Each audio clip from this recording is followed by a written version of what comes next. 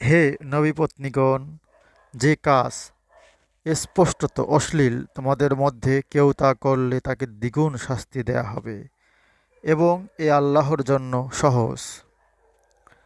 তোমাদের মধ্যে যে কেউ আল্লাহ এবং তাঁর রাসূলের প্রতি অনুগত হবে ও সৎ কাজ করবে, তাকে আমি পুরস্কার দুবার দেব এবং তার জন্য আমি সম্মানজনক জীবিকা রেখেছি।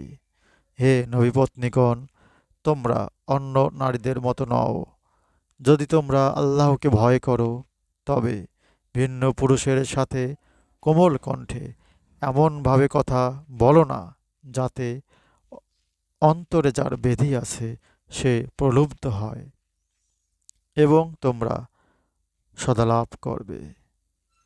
এবং তোমরা গৃহে অবস্থান করবে প্রাক ইসলামী যুগের মতো নিজেদের প্রদর্শন করে বেরিও না। তোমরা নামাজ পড়বে ও জাকাত প্রদান করবে এবং আল্লাহ ও তার রাসূলের অনুগত হবে। হে নবী পরিবার, আল্লাহ তো কেবল তোমাদের থেকে অপবিত্রতা দূর করতে চান এবং তোমাদের সম্পূর্ণরূপে পবিত্র করতে চান। সূরা আযাব আয়াত ৩০ থেকে ৩৩।